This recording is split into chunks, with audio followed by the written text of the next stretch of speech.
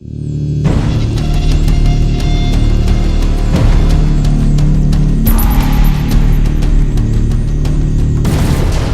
there, my name's Scott. Today I'm not going to be doing a review on the new Janty Neo. Instead, I'm going to be sending the unopened box straight back to them. Now, you may be wondering, what's going on here. It's a little bit different to his usual reviews, but I just want to explain a few things.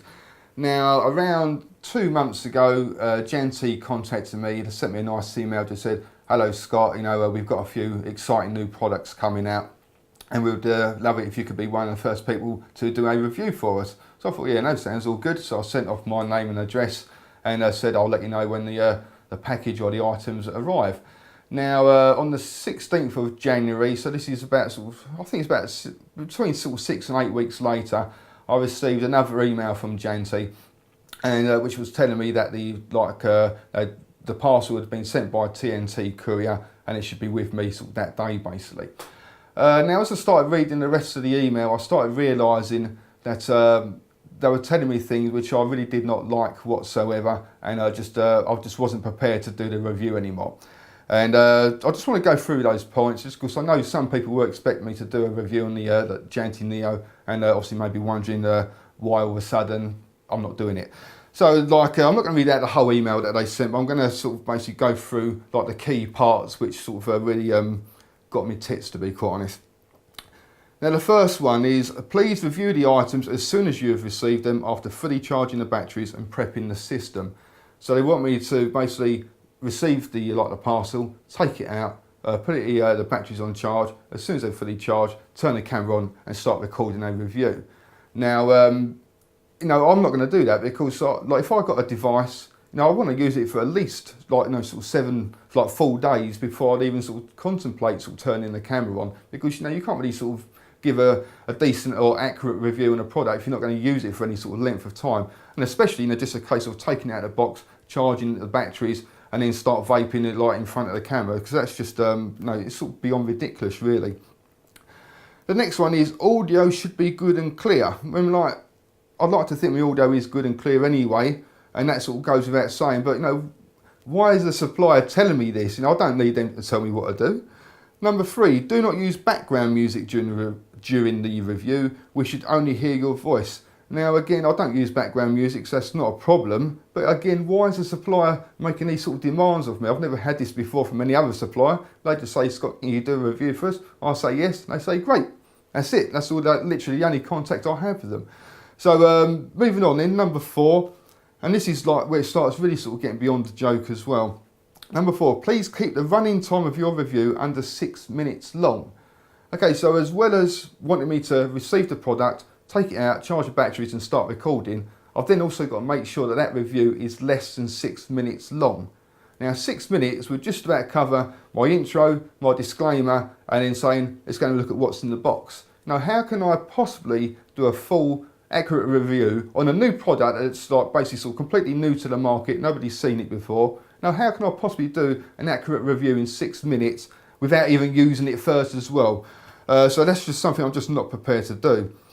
Now it says, number 5, when uploading to YouTube, make sure you start the YouTube video description box with a link to soandso.com, after which you can fill out the description and then end with the same link to soandso.com.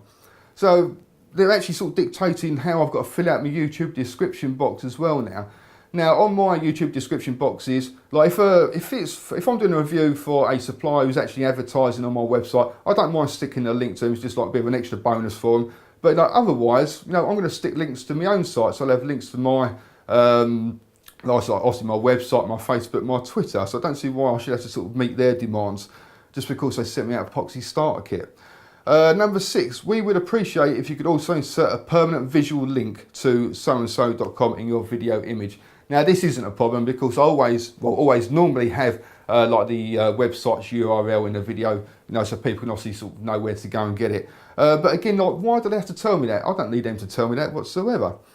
Number 7, and this is where it starts really taking the piss from my point of view. Once done, we need the raw camera footage sent to us as soon as possible so that we can merge these into a presentation video.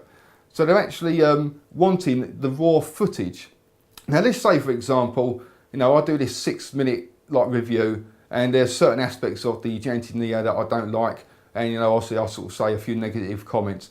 Now when they're editing my raw footage, do you think they're going to leave those negative comments in, or do you think they're going to make me out as though everything I've got to say about the Janty Neo is brilliant and wonderful? So again, that's just not going to happen.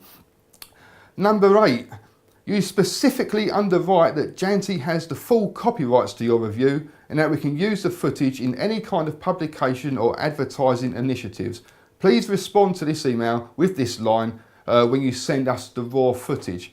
So as well as them wanting my raw footage, I then got to hand over full copyright ownership of my raw footage and the review. Now I'm a YouTube partner, so I know full well how copyright can sort of affect obviously myself. And as being a part of a YouTube partner, I have to sort of basically sign disclaimers to say that every time I upload a review, I create every single bit of that video, whether it's graphics, whether it's music, etc, etc. And to a certain extent, I even have to sort of provide my license keys to the actual software that I use to edit my sort of footage, to again prove that I own full ownership of that software.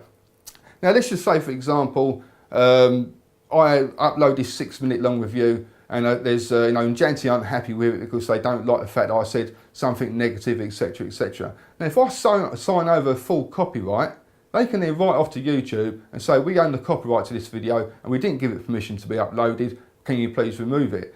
And YouTube will remove it in a flash. And plus it will also, by me uploading copyright videos which I don't own the copyright to, then that actually puts my YouTube partnership in jeopardy because I'm going against the YouTube partnership terms and conditions. So again, it's just not something that I'd ever be prepared to do for any company whatsoever. And then the last one is number 9, we will let you know when you can upload your review to YouTube and give you permission for when you can post your review on the forums. Oh, thank you very much, whoopie-doo. Okay then guys, well I hope you sort of understand the reasons why I'm not going to be going ahead with this Janty Neo review. It's very silly of Janty as well because they're a good company, they always sell good products, they make excellent products, so there's no reason at all why they can't just send out the Janty Neo and say, just please review that for us. They're going to be getting loads of hits on it, they're going to be getting loads of extra traffic from it, and I'm sure most people are probably going to be saying very positive things about it, but I don't like being dictated to by anybody, and I especially don't like being dictated to by some random supplier. Well, not random supplier, by a well-known supplier, but I'm not going to be dictated to by nobody, basically. Okay then guys, well thank you very much for watching, and also come along and visit my website at www.e-cig-reviews.com. That's e-cig-reviews.com. Cheers guys, happy vaping, see you later.